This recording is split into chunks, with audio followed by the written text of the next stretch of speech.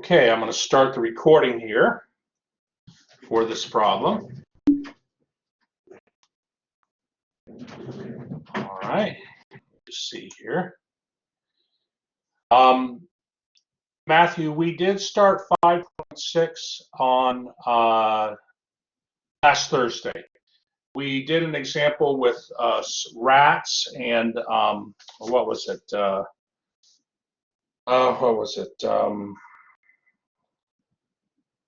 What were the animals? We had rats and what was the other one? Predator and prey. We had predator, prey, rats and owls. Rats and owls. And you know, we used in the example last Thursday, the example with rats and owls. We learned that we could discover the evolution of the system by finding the eigenvalues and eigenvectors of the matrix A that contained information that contain the information regarding the system. And that's, of course, good. That's good. Okay. In this problem, what we're doing is, and we learned incidentally that the owl and rat population would survive over time and would not go extinct. And in this problem, what we're doing is we don't have a predator and prey in this particular model. We don't have predator and prey. Instead, what we have is one species, and the species is, we're looking at the different stages of the species, so to speak, the different stages of life, so to speak, of the species. So in this problem here, our vector xk has components jk, sk, and ak, where k is the time in years. And this is our stage matrix. And based on the stage matrix, we want to ask, what does this predict about the spotted owl population for the future?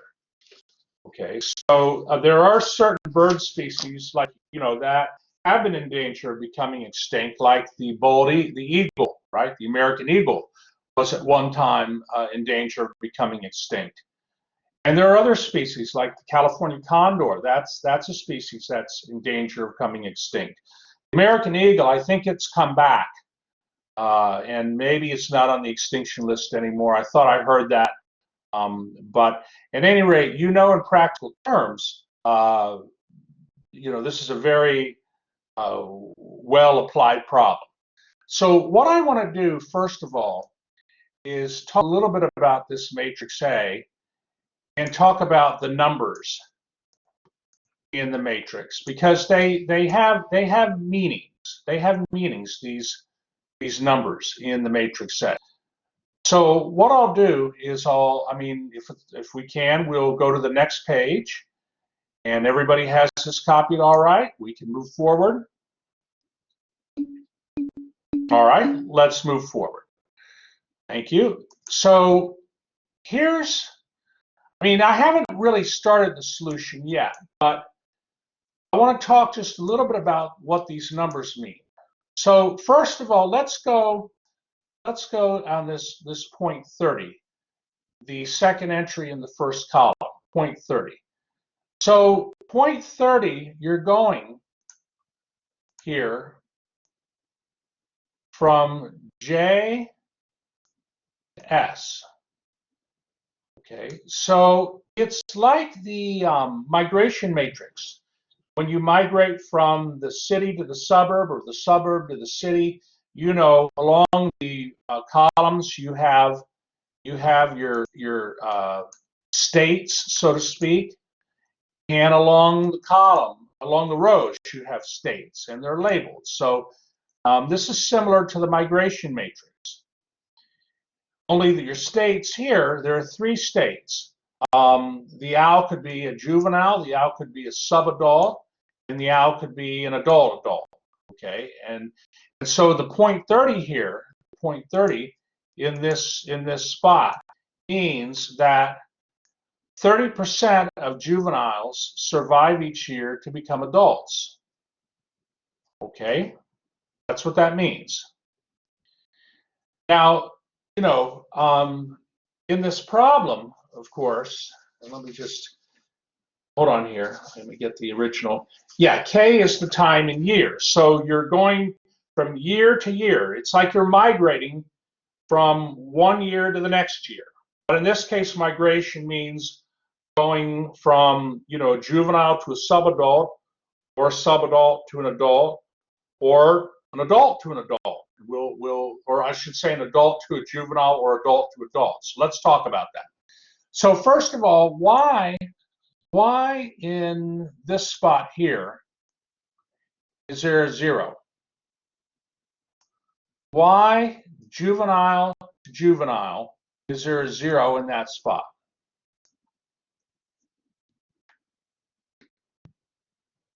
So this year, say, an owl is a juvenile.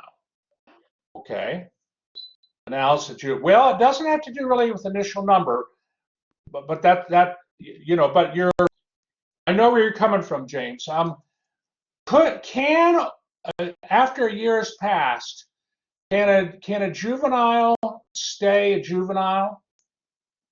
Is that possible?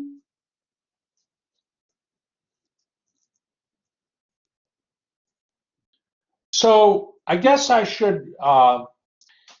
Okay, all right. Hold on. Let me see here. One moment.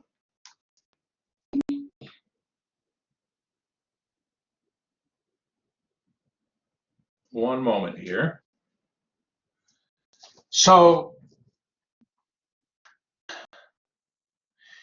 it's assumed that if you're a juvenile and if the owl's a juvenile and it lives for a year, it's going to become a subadult. It can't stay a juvenile.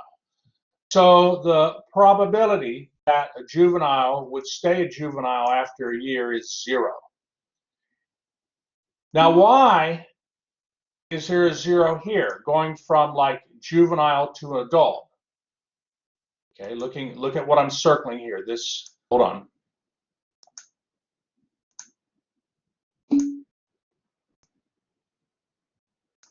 That's right, Matthew. You can't skip stages. So a juvenile after a year can become a subadult, but the juvenile can't be an adult after 1 year.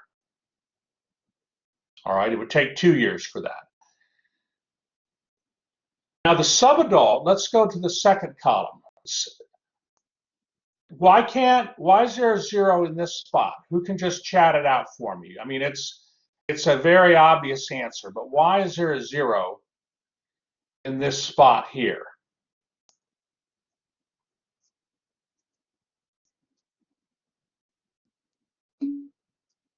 You can't go backwards. Good, Matthew. You can't be a subadult and go back to being a juvenile. Similarly, you can't be a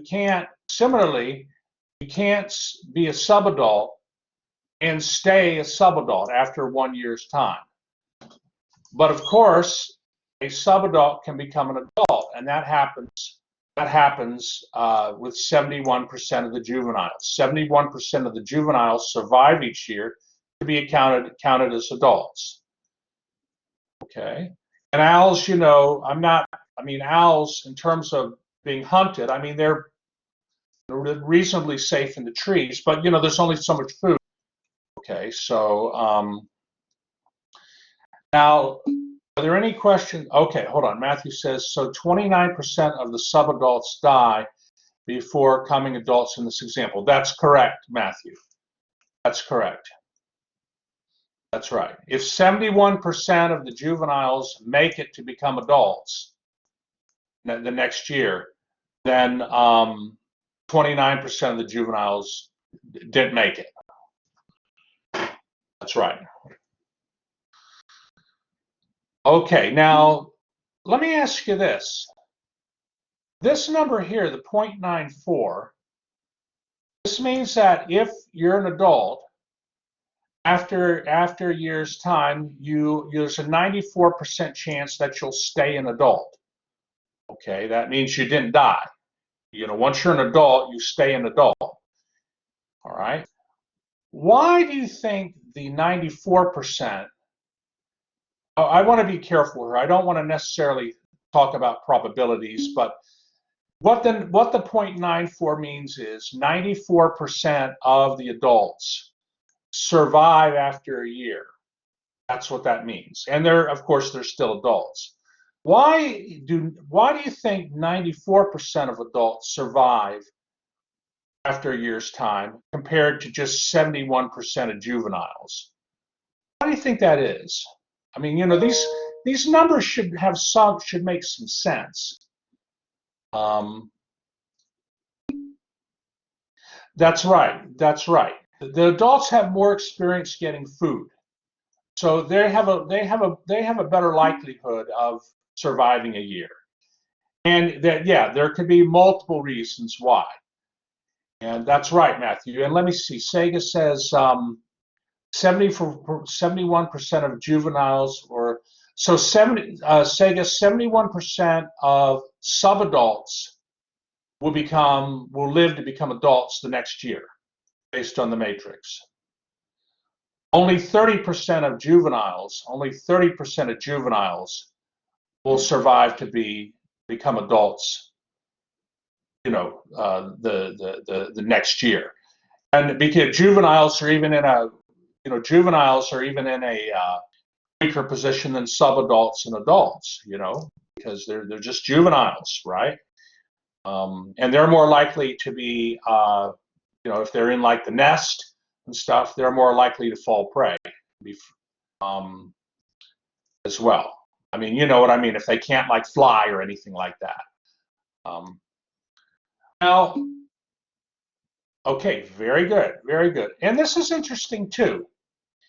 So they have here adults going to juveniles 0.33.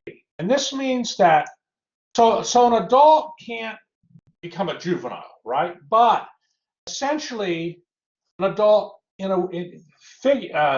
figuratively speaking, an adult can become a juvenile if it gives birth, because 33 juveniles are born each year to 100 adults. You see, so you have to have this entry here, or your species is going to go extinct. Your spotted owls are going to go extinct. And it makes sense that the juveniles come from the adults. So you can have an adult become a juvenile in the sense that 33 juveniles are born each year to adults. That's 0.3. 33 juveniles are born each year to 100 adults. Hence 0.33. Okay, so I guess you could almost think of it like 33% of adults produce juveniles. That's how I would think of this number here. Okay, this number right here. Oops.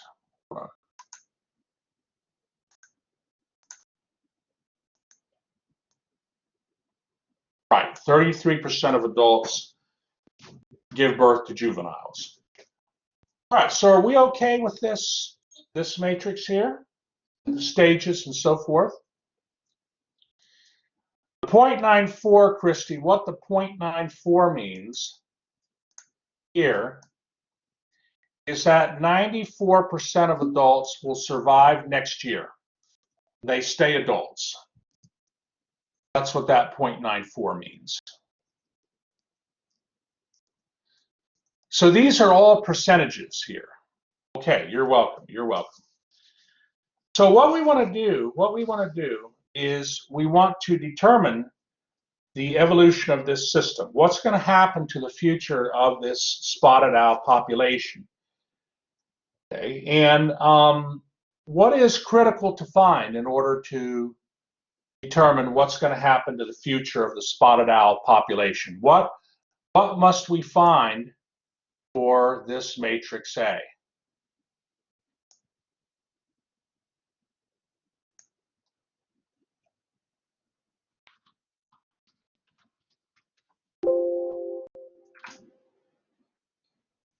What's necessary to find?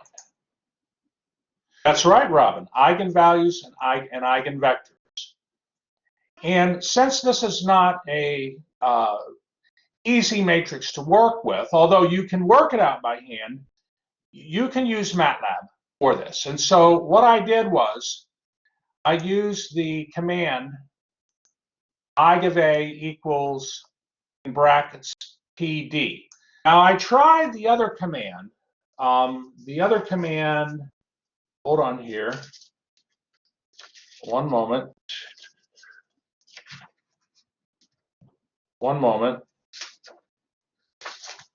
Hold on. Where is that? Just give me a moment here.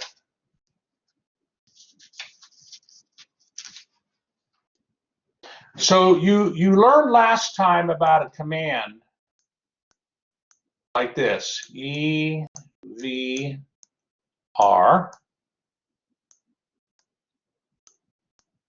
comma, EVL, which means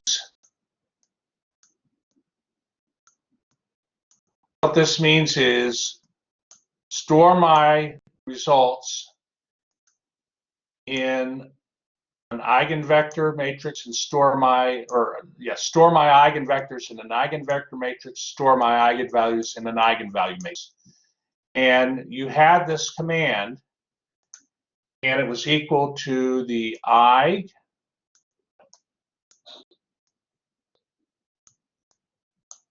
of sim. I'm going to need more space. I don't like running out of space. Let me do it again here.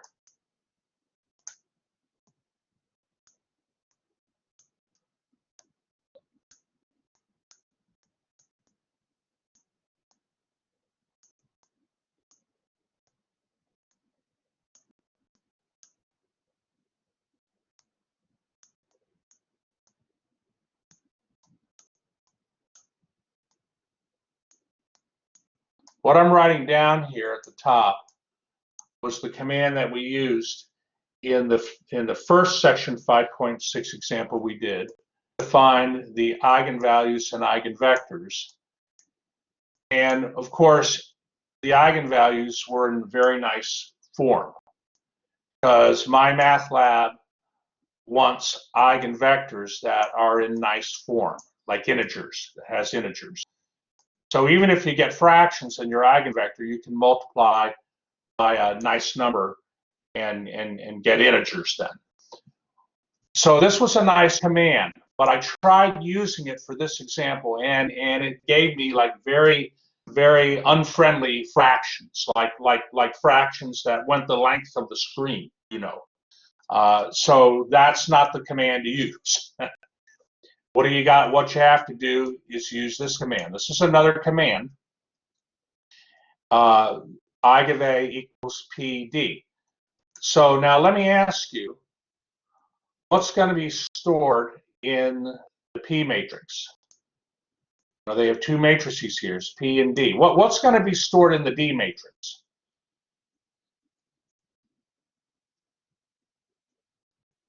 I mean, I'll tell you what, we can try it. D has the eigenvalues, that's right. That's right. And then P has the eigenvectors.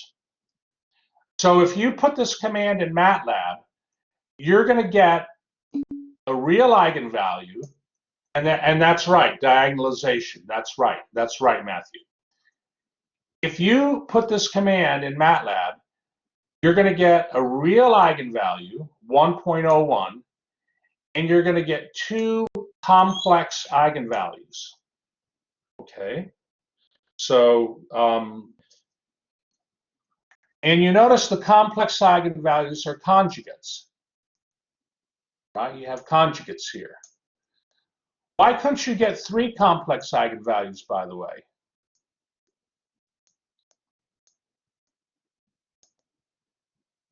Why is it impossible to get 3 complex eigenvalues?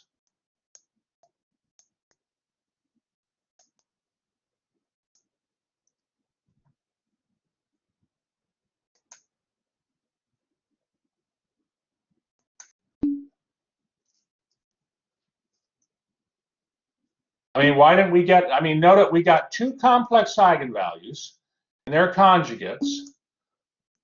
Why did the first eigenvalue, lambda 1 equals 1.01, why did that have to be real? It can't be complex.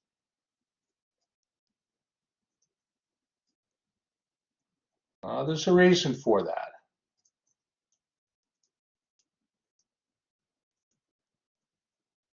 Complex eigenvalues always occur as what? Complex eigenvalues always occur as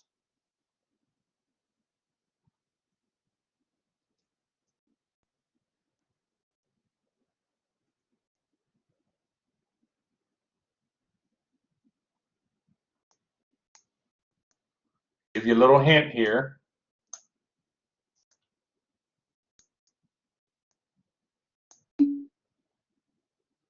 Complex eigenvalues always occur as conjugates.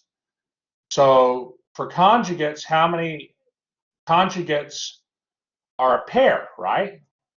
So a conjugate pair is 2 values. You need an even number. That's right. We had 3 eigenvalues, so you can't get like 1 complex eigenvalue since they occur. That's right. That's right, Matthew. Since you had 3 eigenvalues, 1 is not complex. That's right. All right. And so what we do then is, as you know, you can have 3 real eigenvalues, Matthew. That is quite possible. You just can't have 3 complex eigenvalues. That's right. And this is one reason I'm doing this problem. And actually, this will help you with MATLAB assignment, MATLAB assignment number 4. This example I'm doing will actually help you with MATLAB assignment number 4. So I might even post this lecture along with MATLAB assignment 4, which I actually do have posted in your in Blackboard. But let's finish this one first. So okay, then the number of juvenile, subadult, and adult owls after k years is equal to C1 times 1.01 to the kth power times the first eigenvector plus C2 times negative 0.03 plus 0.26, well, plus C2 times the quantity negative 0.03 plus 0.26 to the kth power times V2 plus C3 times the quantity negative 0.03 minus 0.26i to the kth power times V3. Okay. All right. And you notice that I did not write down the eigenvectors. You know, I mean, I wrote the eigenvalues, but I didn't put down the eigenvectors. I didn't put them down yet, and there's a reason for that. There's a reason for that. Okay, because if we want to, I mean, we want to. Hold on here, one moment, class. Just hold on. So we're trying to predict what's going to happen to the spotted owl population for the future. So that means for the future, what am I going to let k go to?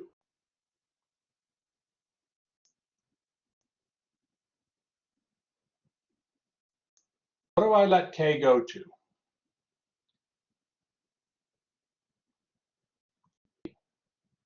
So the future is after many, many, many, many, many years, right? So that's right, Robin. Let k go to infinity. Let k go to infinity. Okay. All right. So let me ask you, you have here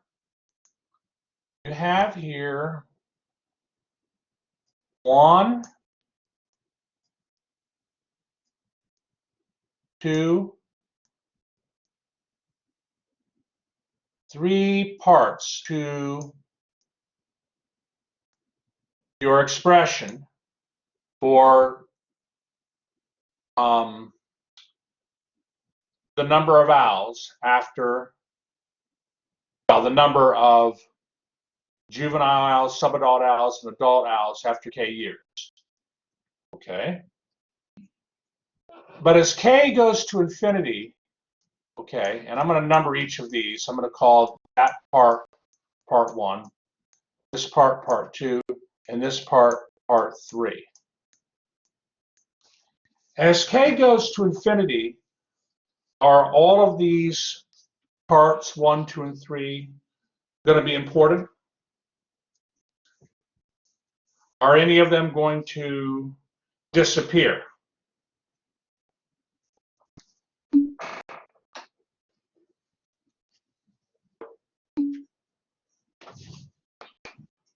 All right.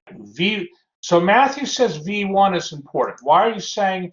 Matthew says that this term here, this portion of the solution, I want to say this portion of the expression is important. The eigenvalue is greater than 1. Eigenvalue greater than 1 is good, right? Good for the species. An eigenvalue less than 1 is not good for the species, right? Well, all right. So in other words, the first term here does not disappear. As K goes to infinity, that term is not going to disappear. It's not going to approach the 0 vector. Okay. What about the second term? What about the second part here, part 2? What can you tell me about negative 0.03 plus 0.26i to the kth power?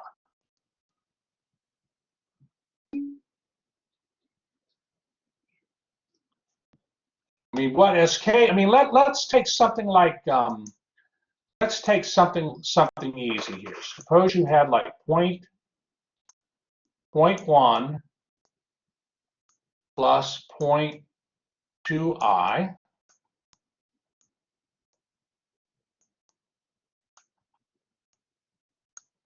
Hold on, I gotta get this, get my mouse back here. Hold on. One moment.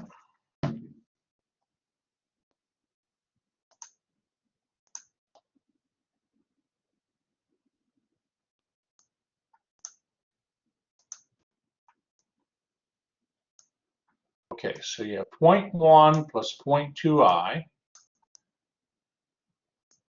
0.1 minus 0.2i. Let's just take, well, actually, I'll tell you what. No, I'm not even going to do that. Not even going to do that. Hold on.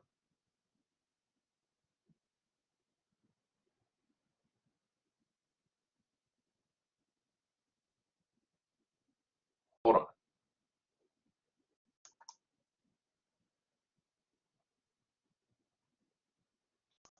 And put it in red here. I'm going to actually work with this right here. Let's say that K equals 2. And we're going to let K goes to infinity, but let's say K equals 2.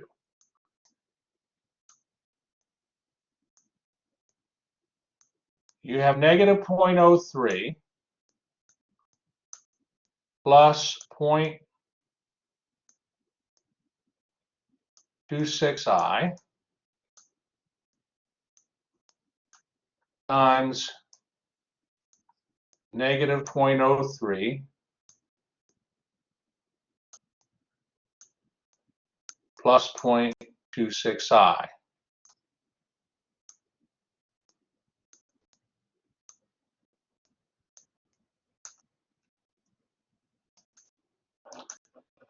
Okay. And we're going to use, of course, FOIL to get that. So let's see, negative 0.03 times negative 0.03 is positive 0.0009. Okay. And then you're going to have minus 2 times 0.03 times 0.26i. Okay, so minus, you're going to have 2 times 0.03 times 0.26i. And you're going to get 0.0156i. And then you're going to have 0.26i times 0.26i. Okay, so 0.26 squared is 0.0676, but because you have an I squared, that's actually going to turn out to be a minus. Hopefully you're able to see this okay. I think it's clear. I mean, you know, the writing isn't, I think it's legible. It's not like, you know, neat, but I think all the numbers you can read and everything, that's what I care about, right? So you have 0.0676. So when k equals 2, okay, if I let k equals 2, I square the negative 0.03 plus 0.26i, and the result is going to be 0.009 minus 0.0156i minus 0.0676. Okay, what's happening to the, is it still a complex number?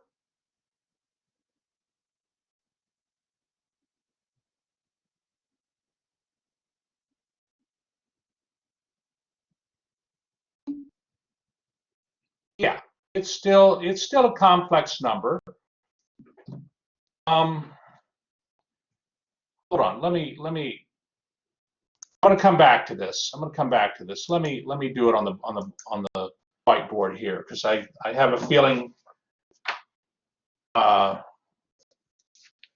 people are not 100% comfortable with what I'm trying to get at here. If I can just get the, hold on here, where is that page? One moment.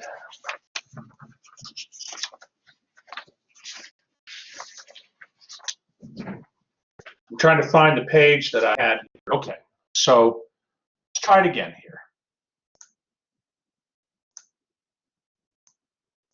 So k equals 2. And I have negative 0.03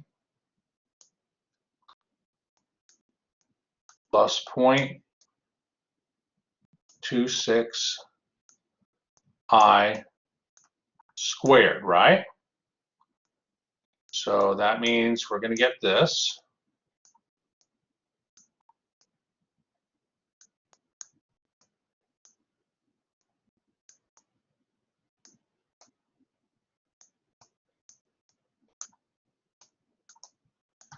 And when you do this, you're going to get 0.0009,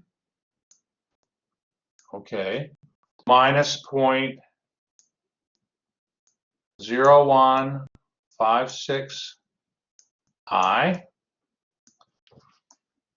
minus 0.0676. And if we combine the real parts of that complex number,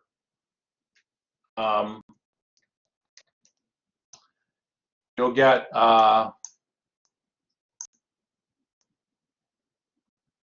negative 0.009 667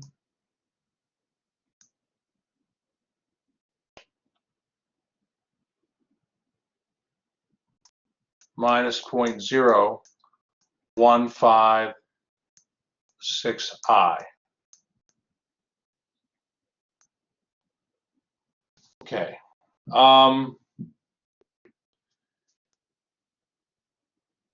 right. When k equals 3, let me just see here.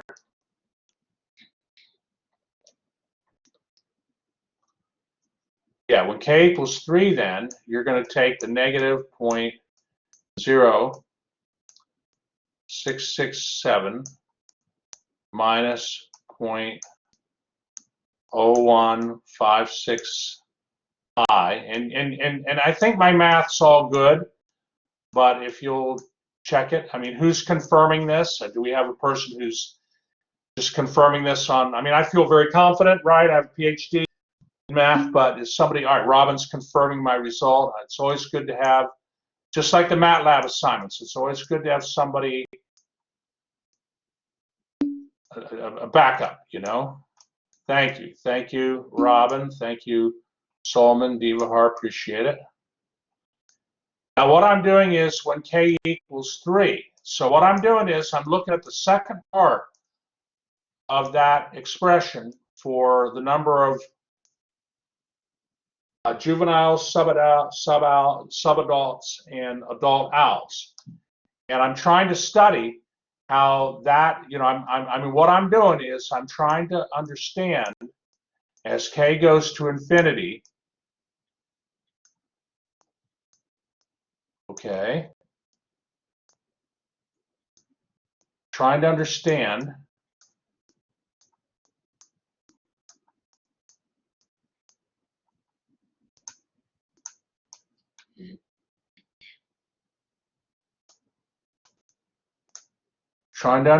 what happens to this coefficient. Okay, I'm trying to understand what happens to that coefficient. Okay, but you know, it's not like I'm taking 0.8 to the kth power and letting k goes to infinity. 0.8 to the kth power, it's easy to intuitively understand that that will go to 0. The question is this complex number, negative 0.03 plus 0.26i, as we let k goes to infinity, what's going to happen to that complex number? What does it go to? And so I let k equals 2, now I'm letting k equals 3. Maybe after k equals 3, I'll have a good feel for it. So I'm going to take 0.0667 and multiply it by 0.03. Okay, and I'm going to get 0.00, so a negative 0.0667 times negative 0.03 is 0.002001.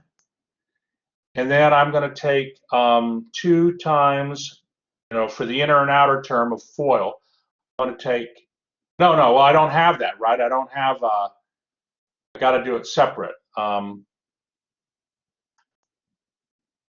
right, so I'll do it separate here. Let me just, so I'm going to take first negative 0.0667 times 0.26.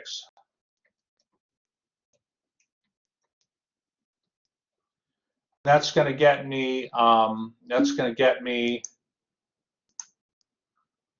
positive 0.34684, and then I got to take negative 0.0156 times negative 0.03, and then I got to combine those terms because they have i's on them. And so what I'm asking is, what's the I term going to be? And Solomon says negative 0.017342.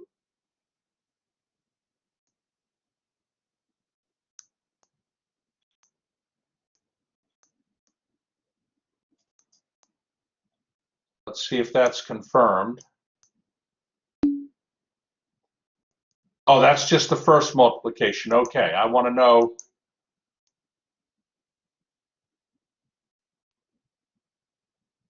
Hold on. You're saying I have a mistake. Wait. It's important that I do this with you.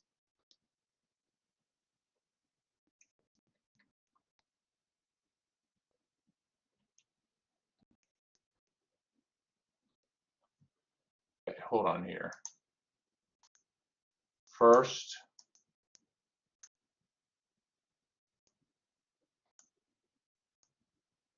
Okay, I see.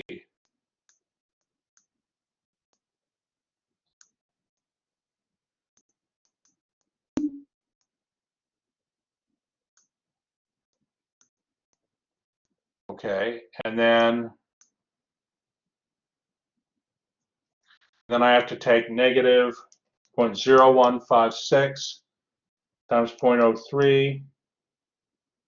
Wait.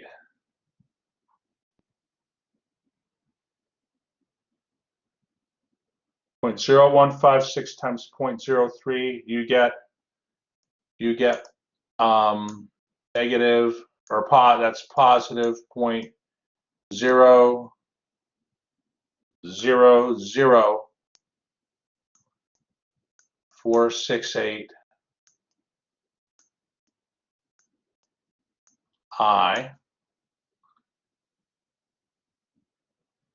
Okay, and then that's your first, outer, inner, and now the last is 0.0156 times 0.0156 I times 0.26 I, and you get you're going to get negative 0.004056. So I'll combine the real parts.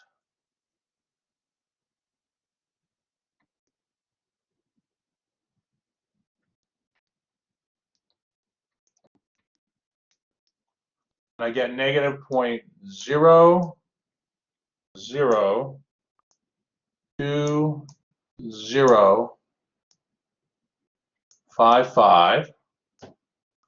Okay, and please check me on this.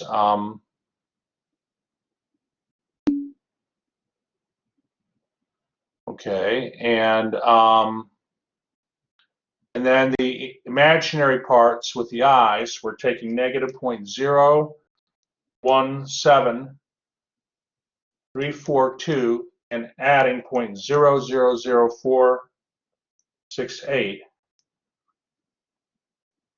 And we get, let's see, Stolman, I think I agree with you, minus 0.01.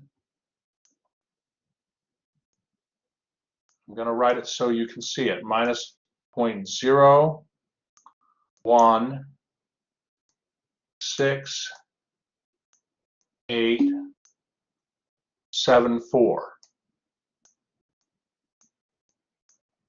I. Okay, so, well, I guess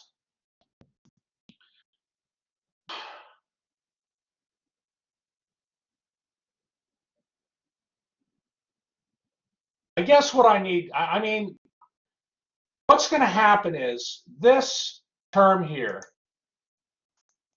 this negative 0.03.26 I to the kth power, if you let k goes to infinity, that's going to, this goes to 0. This approaches 0 as k goes to infinity. Okay. Now I know what you're saying. You're saying, well, Dr. Duty, so the real part's definitely getting smaller. Okay, but the imaginary part got a little bit bigger. But believe me, it's going to get smaller. So what I'm trying to say here is that that's going to approach, those terms are going to approach 0. So let me get the thing back here. Hold on. Well, as you let k, so I got something I kind of didn't expect, but I only did it for k equals 3. What I'm saying here, and I want to try to, I got a lot to cover, but what I'm trying to say is that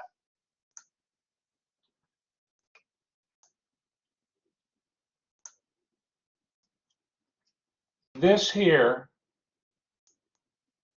that approaches 0 as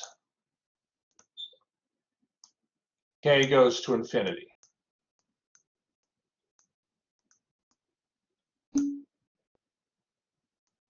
I don't want no the previous page, yeah, but I can't go back to the Blackboard. That'll be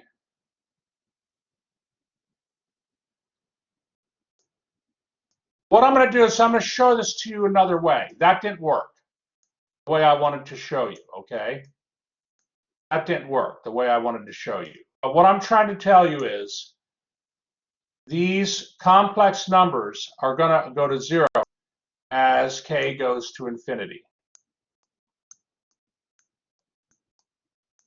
They're going to go to 0. Because if you take the modulus, of the complex numbers, the modulus of the complex number is less than 1. So, well, I'm gonna try to show that to you a little later in the class while you're working on some classwork. I'm gonna show you that. I want Solomon to be comfortable with that. I want everybody to be comfortable. So these two coefficients for the second and the first part of the expression for x vector xk are going to go to 0, and that means then as k goes to infinity, this is going to be what you're left with. So as k goes to infinity, x sub k, the number of juveniles, subadults, and adult owls will be able to be expressed by this vector. And of course, C1 right now is not determined, but if you give me an initial value, we can determine C1. But it's not relevant for what we're trying to do. We can also note that for k large, when k is large, okay, the x sub k plus 1 is going to be approximately C1 times 1.01 to the k plus first power times V1. But I can write 1.01 to the k plus first power as 1.01 times 1.01 to the kth power. But what is the C1 times 1.01 to the kth power times V1? That's just x sub k. And so this means there's going to be a 1% yearly growth of the population of juveniles, subadults, and adults. They're going to be okay. They're going to be all right. The population's not going to go to extinction.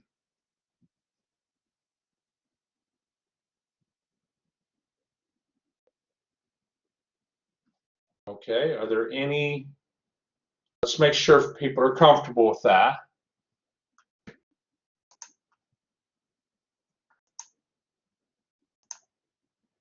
Give you a moment to catch up here.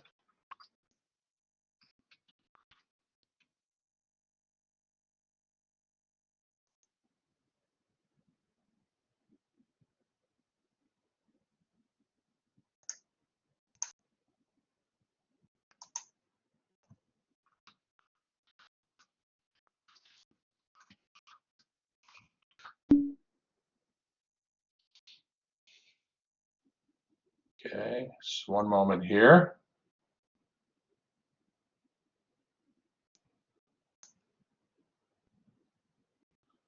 Okay, I heard there was a chat question here. Okay, Matthew's good. Solomon, don't worry about the whiteboard that I did there. Okay, I'm gonna show it to you another way. Don't worry about that. Are there any questions? Are there any questions so far?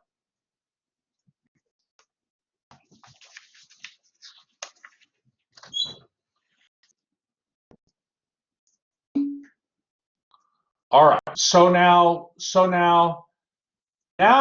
we might want to ask ourselves eventually what percent of the population would consist of juveniles? What percent of the population would consist of subadults? What percent of the population would consist of adults over time? Okay, we can ask that question. Okay, and to ask that question, what we're going to do is, to answer that question, what we're going to do is we're going to make use of this eigenvector here. We're going to make use of the eigenvector. Okay. Okay. So keep in mind the eigenvector of the matrix A corresponding to eigenvalue 1.01 is 0.3095, 0.0920, and 0.9464. Okay. So, all right.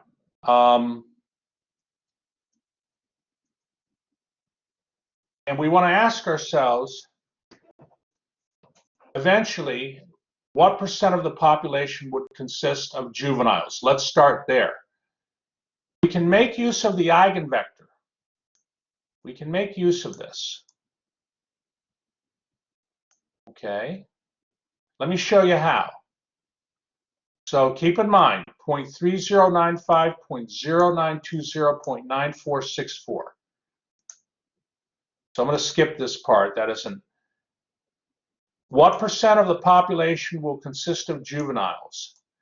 What you do is you take the entry for the juveniles in that eigenvector, which is 0.0395, and divide it by the entries, the sum of the entries in the eigenvector.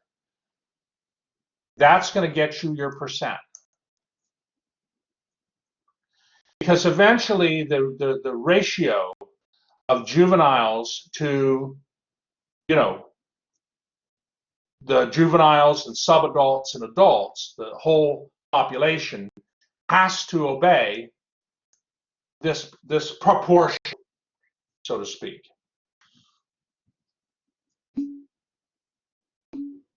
So these numbers come from the eigenvector. And yes, Binyam, it is the same thing you did with the steady state vectors on the Markov chain problems. That's exactly right. Excellent. Excellent. You see, and I'll come back to this. Here, so here, after k gets large, after many, many years, the eigenvector gives you, essentially, it gives you information about how the numbers of juveniles, subadults, and adults are related. They have to obey the eigenvector. Okay, so we can then therefore create a proportion simply by taking the entry for the juveniles and divide it by the total of all the entries, which is exactly like what we did, as Binyam said, in regards to the Markov chain problems. Matthew, you need me to go back to the previous page. Well, Binyam, a steady state vector is a steady state vector is an eigenvector. Yes, it is. Yes, it is. Okay. All right, Matthew. All right. And to get Well, what is a steady state vector? Steady state vector, right, is when you have P times V equals V, right? P times V equals V, and actually I'll use the letter Q for that because we're used to using Q. P times Q equals Q. Q is the steady state vector. Well, there's a 1 in front of the Q. So the steady state vector Q is the eigenvector corresponding to the lambda 1 equals 1. That's right, to the eigenvalue 1. Okay, very good discussion. Very good discussion. All right, and then similarly, the number of subadults would be the entry for the subadults divided by the total of all the entries. And I love what Binyam said. This is just like what you did when you worked with steady state vectors, when you got your free variables and you had to find out what the probability, what the steady state vector was. You had to normalize that steady. You had to normalize you had to pick a value for your free response variable so that you would get a probability vector. And this is same kind of thing that we're doing here. Same principle. Okay, I mean, yeah. Okay, so let's make sure everybody's comfortable.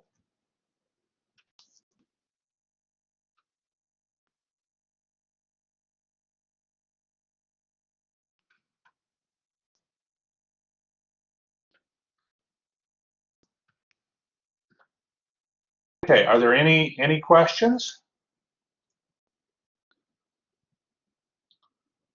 All right, what I want to do, I want to go back one page, but may I do that? Is everybody okay? I'm going to use this recording. I'm going to put it along with MATLAB assignment number 4. All right, great. Yes, absolutely, Binyam. The interconnectedness is very cool.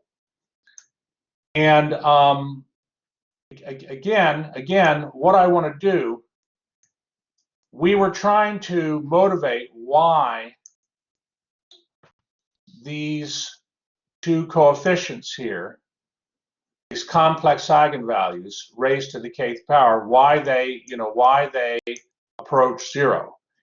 And I thought I could sort of do it easily in Blackboard, but it isn't quite turning out as I thought. But look, what I'm going to do is I'm going to go to MATLAB. Okay, I'm going to go to MATLAB here. Let me share my MATLAB with you. And let's see, one moment.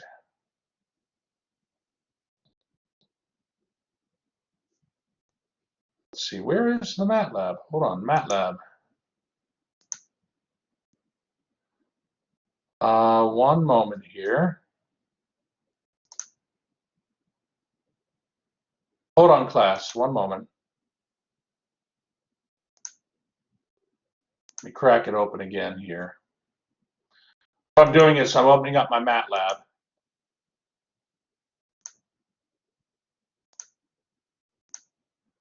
Closing out a few windows.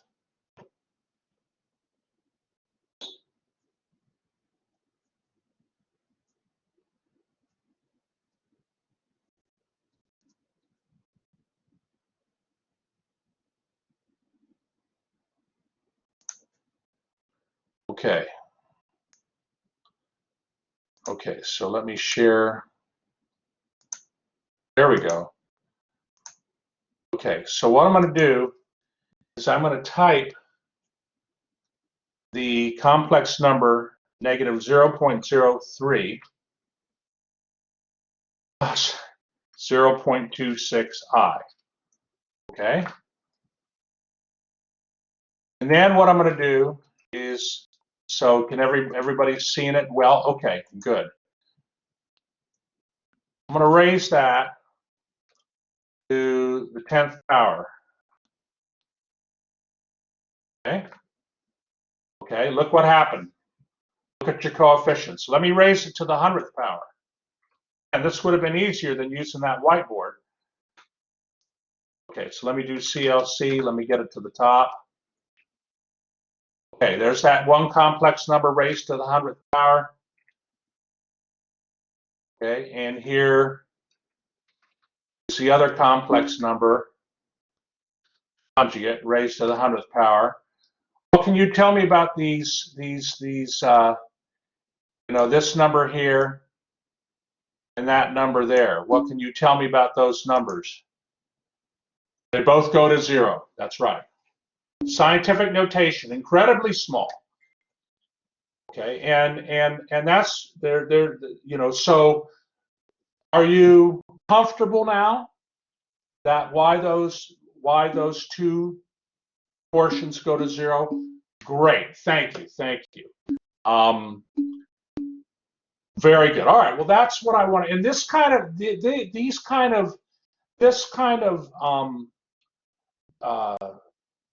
this example, you're going to see similar things when you work on MATLAB assignment number 4. When you work on MATLAB assignment number 4. And so if we go to Blackboard, let me just bring that up real quick.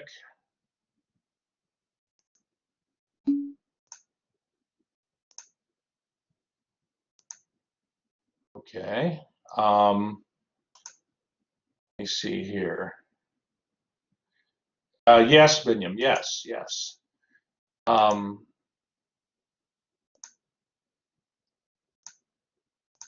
If we go in Blackboard here, okay, and we go under MATLAB assignments. Okay, I do have MATLAB assignment number 4 posted as well. Oh wait, I thought I did. Hold on. Why isn't that posted? All right. I tell you what. Just give me a moment. Give me a moment. I don't want to stop this recording. I don't know why that doggone thing didn't get posted. All right, hang on. I'm telling you, man. Okay, hold on. It did get. Let's try it again. Okay, so I'm gonna make sure you're all seeing it. Okay, good.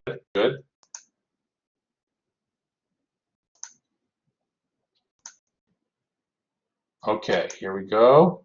I don't know why. Oh, I'm sorry. I have to click here. Okay, there it is. Okay, MATLAB assignment number 4. Click on that. And this is MATLAB assignment number 4. Okay, and it gives an introductory example dealing with spotted owls. And actually, the introductory example is the example that we just talked about. So I went over it a little bit with you. At least to, I mean, at least when you relook at this example, you're going to see this example reinforced by what we just learned. And there'll be a recording for that, for this introductory case study on the spotted owls. And then the exercises, and then they talk about other things that you'll have to read a little bit about. They talk about harvesting and stuff like that. And then, you know, you have these questions where you deal with different species. Like number 3 deals with plants. Question number 3. Question number 5 deals with the blue whale. Okay, and so there's a lot of good stuff here. All right, are there any questions on this?